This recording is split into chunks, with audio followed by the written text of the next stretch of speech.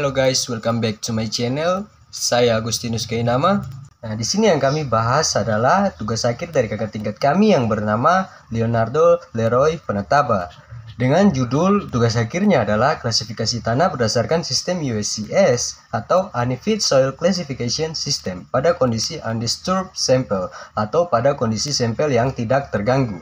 Anyway, di sini terdapat 9 poin yang akan dibahas. Yang pertama adalah tahapan penelitian, yang kedua skema analisis hidrometer, yang ketiga analisis ayak, yang keempat distribusi ukuran butir, yang kelima alat uji batas cair, metode cast grain, yang keenam grafik pengujian, yang ketujuh klasifikasi untuk titik garis A pada liquid limit dan indeks plastisitas, yang ke-8 hasil distribusi ukuran butir, dan yang terakhir adalah hasil pengujian batas cair. First, ada tahapan penelitian. Tujuan dilakukannya penelitian ini adalah mengklasifikasikan tanah tersebut berdasarkan sistem USCS atau Unfit Soil Classification System. Pengujian tanah dibedakan atas fisik dan mekanik. Namun, dalam penelitian ini hanya dibatasi pada pengujian sifat fisik tanah meliputi pengujian hidrometer, analisa ayak, dan Atterberg limit untuk menentukan gradasi tanah, indeks plastisitas, serta tipe tanah. Metode penelitian digunakan dalam penyusunan tugas akhir, yaitu penelitian untuk menguji hipotesis yang menyatakan hubungan sebab akibat antara dua variabel atau lebih. So, teknik pengolahan data yang digunakan dalam penyusunan tugas akhir ini yaitu observasi partisipan, yang merupakan pengamatan dan pencatatan objek dengan sistematika fenomena yang diselidiki. Jadi, jenis data yang diperlukan pada penelitian ini adalah data primer dan data sekunder, di mana data primer yang meliputi semua data dari lapangan atau lab, mekanika tanah dengan pengujian sifat fisik antara lain. Yang pertama, pengujian hidrometer, yang kedua analisa ayak, yang ketiga pengujian Atterberg. Next, kemudian data sekunder merupakan data penunjang yang berkaitan dengan mekanika tanah berdasarkan sistem USCS dengan menggunakan alat dan bahan pada gambar ini. Next, yang kedua ada analisis hidrometer. Berikut adalah pengujian hidrometer. Yang pertama, benda uji dikeringkan dalam oven dengan suhu 110 derajat Celcius sampai berat tetap.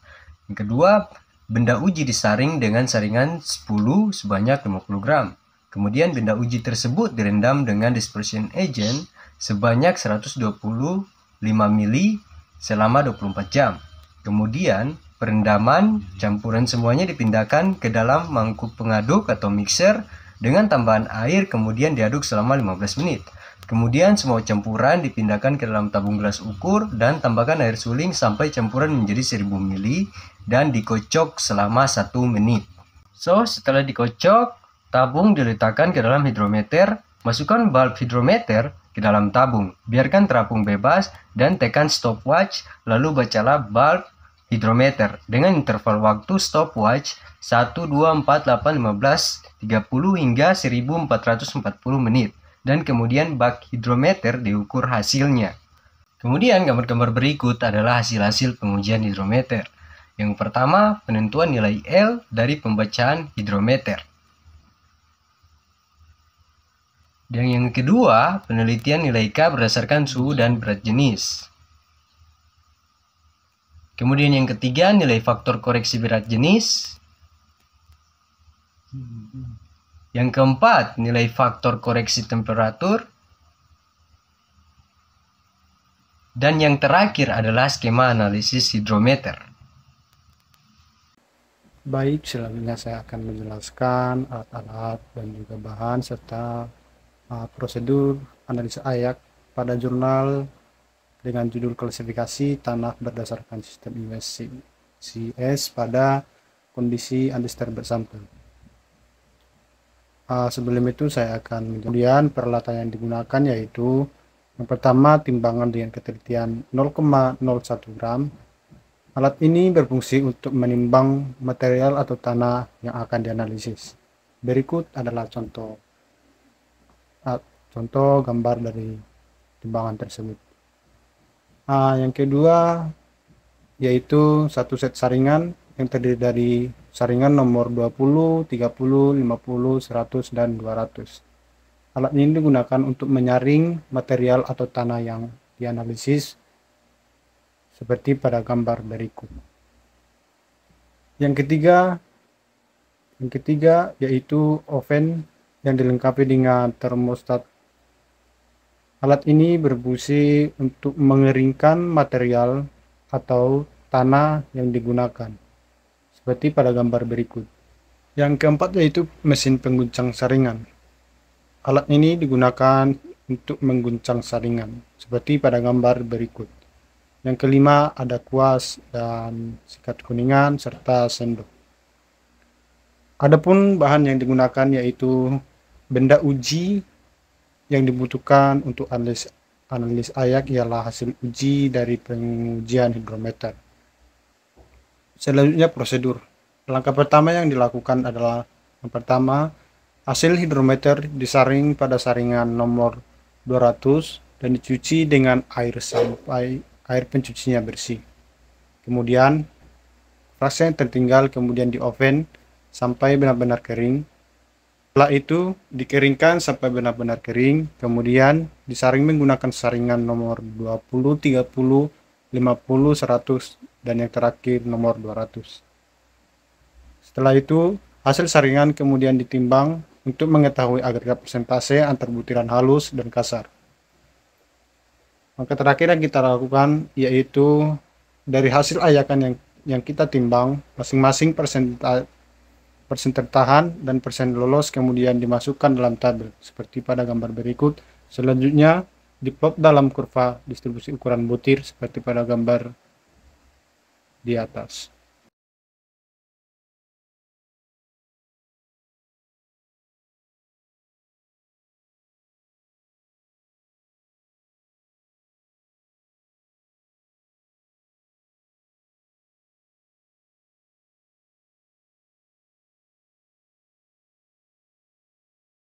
Hai guys, kali ini aku akan menjelaskan tentang diagram batas-batas Atterberg.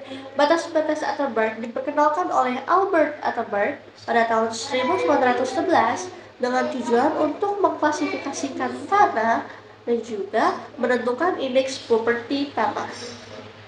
Batas-batas Atterberg sendiri ini juga tergantung pada air yang terdapat dalam massa tanah. Di situ dapat kita lihat kondisi tanah ada seperti cair, kental, plastis, semi plastis, dan padat seperti tabel di atas. Nah, di sini kita bisa lihat ada basah, makin kering, dan kering. Itu kita bisa lihat ada batas cairnya, batas padat, dan juga batas menyusut. Batas cair or liquid limit, dan juga batas plastis, ada plastis limit, dan terakhir ada batas menyusut or shrinkage limit. Di sini juga saya akan menjelaskan terdapat 3 poin, ada batas cair or liquid limit, batas plastis, plastis limit, dan terakhir ada batas penyusut or shrinkage limit. Nah, pertama ada batas cair. Batas cair itu suatu keadaan air tanah yang berubah dari keadaan cair menjadi keadaan plastis. Pengujian ini harus dilakukan dengan tujuan untuk menentukan kadar air tanah yang dari cair jadi berubah keadaannya plastis, tapi kita melakukannya pada saat cair. Nah, ada yang kudu juga batas plastis. Sama seperti sebelumnya, kita untuk menentukan kadar air dari keadaan plastis menjadi padat seperti itu. Cuma kita untuk melihat menentukan pengujian batas plastis sendiri itu pada saat keadaan plastis. Dan yang ketiga ada shrinkage limit. Shrinkage limit sendiri ini kita melakukan pengujian dengan kadar air tanah yang maksimum. Dengan tujuannya apa? Kita dapat melihat penyusutan tanah dan tidak mengurangi isi tanah.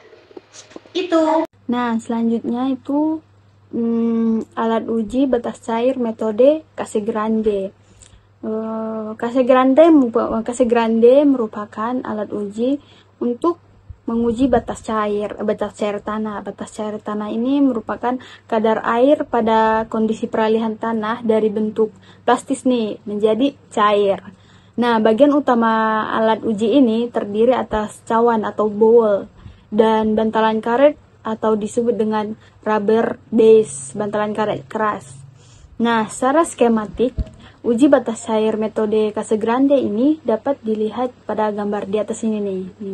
Nah, selanjutnya untuk melakukan uji batas cair, sejumlah tanah yang dicampur dengan air ditempatkan ke dalam cawan. Selanjutnya itu pasta tanah yang diratakan tadi dibagi menjadi 2 bagian nih, menjadi 2 bagian dan terbentuk celah antara 2 bagian dengan menggunakan alat pembuat alur atau grooving tool yang standar. Selanjutnya dengan menggunakan tangkai pemutar, cawan akan terangkat dan jatuh dengan 2 putaran per detiknya. Maka jumlah pukulan yang menyebabkan tertutupnya celah tersebut dicatat dan tanahnya diambil guna diuji kadar airnya. Maka kadar air yang diperlukan untuk menutup celah tersebut diperlukan pukulan. Ini didefinisikan sebagai batas cair. Kemudian kita masuk ke batas cair. Batas cair adalah batas kadar air suatu tanah berubah dari keadaan cair menjadi keadaan plastis. Tujuan dari pengujian batas cair ini dimaksudkan untuk menentukan kadar air tanah pada keadaan cair. Gimana sih alat untuk pengujian batas cair itu? Nah, jadi alat pengujian batas cair itu seperti ini, teman-teman. Grafik dari batas cair itu seperti ini, teman-teman. Halo, saya Manuel Saribab. Saya akan menjelaskan sistem klasifikasi USCS, Unified Soil Classification System. Klasifikasi tanah adalah pengelompokan tanah yang berbeda-beda tapi mempunyai sifat serupa ke dalam grup-grup dan subgrup. Tujuan daripada klasifikasi ini adalah untuk mendapatkan gambaran umum mengenai perilaku tanah. Prosedur untuk menentukan hasil klasifikasi tanah berdasarkan sistem USCS adalah sebagai berikut. 1. Tentukan apakah tanah berbentuk butiran halus atau butiran kasar secara visual atau dengan cara penyaringan menggunakan saringan nomor 200. Yang kedua, jika tanah berupa butiran kasar, saring tanah tersebut dapat gambaran grafik distribusi butiran. Dalam USCS, satuan tanah diklasifikasikan ke dalam 2 kategori, yaitu tanah berbutir kasar atau coarse grain soil yang terdiri atas kerikil dan pasir, yang mana kurang dari 50% tanah yang lolos saringan, nomor 200. Simbol dikelompokkan diawali dengan G untuk kerikil atau gravel atau tanah berkerikil gravel soil, atau S untuk pasir sand, atau tanah berpasir sand soil. Kedua, tanah berbutir halus fine grain soil yang mana lebih dari 50% tanah lolos saringan, nomor 200. Simbol kelompok diawali dengan M untuk lanau inorganic silt, atau C untuk lempung inorganic clay, atau O untuk lanau dan lempung organik. Simbol PT digunakan untuk gambut atau peat dan tanah dengan kandungan organik. Ini adalah grafik klasifikasi untuk titik garis A pada L, L, dan IP sebagai berikut. Distribusi ukuran butiran adalah penentuan persentase berat butiran pada 1 unit saringan dengan ukuran diameter lubang tertentu. Bentuk kurva dapat dikelompokkan dalam 3. Yang pertama bergradasi baik, tentang distribusi ukuran partikel yang relatif lebih luas, menghasilkan kurva distribusi yang lurus dan panjang. Sedangkan yang kedua, tanah gradasi seragam, distribusi partikel-partikelnya memiliki ukuran yang relatif sama. Sedangkan yang ketiga, tanah gradasi buruk, memiliki distribusi ukuran partikel yang terputus, yang mana tidak terdapat ukuran partikel antara butir kasar dan halus. Sekarang kita masuk ke grafik hasil pengujian batas cair. Bagaimana sih caranya untuk mengetahui batas cair? Perhitungan batas cair itu dia didapat dari jumlah pukulan dan kadar air. Nah, kadar air yang bersangkutan itu digambar dalam bentuk grafik. Kemudian jumlah pukulan itu dia digunakan sebagai sumbu mendatar dengan skala logaritma. Nah, sedangkan kadar airnya sebagai sumbu tegak dengan skala biasa. Ada juga cara lain, yaitu buatlah garis lurus melalui titik tersebut. Jika ternyata tidak terletak pada garis lurus, maka buatlah garis lurus melalui titik tersebut. Nah, setelah itu tentukan kadar air pada pukulan 25 dan kadar air inilah yang merupakan batas air contoh tersebut. Sebelum kita dapat mencari nilai kadar airnya, terlebih dahulu kita mencari berat sampel kering dan berat airnya. Rumus dari mencari berat air yaitu berat gelas ditambah berat sampel basah dikurang berat gelas ditambah berat sampel kering. Jadi 43,96 dikurang 36,94 hasilnya 7,2 gram. Jadi berat airnya itu 7,2 gram. Kemudian untuk mencari berat sampel kering yaitu berat cangkir ditambah sampel kering dikurang berat cangkir. Jadi 36,94 dikurang 21,42 hasilnya 15,52 gram. Nah, setelah itu kita sudah bisa nih mencari kadar airnya, di mana rumusnya yaitu berat air dibagi berat sampel kering dikali 100. Jadi 7,2 dibagi 15,2 dikali 100. Jadi kadar airnya itu 45,23%. Jadi grafik hasil dari pengujian batas cair yang dilakukan seperti ini.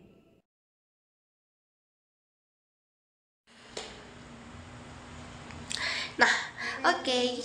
Sekian presentasi dari kami yang telah kami jelaskan. Semoga bisa bermanfaat bagi kita semua dan khususnya kepada kalian yang telah menonton video ini. Nah, sebagai penutup, kami ingin menyampaikan sebuah pengutip dari Walt Disney, yaitu "You can definitely make your dream come true if you the courage of the pursue them."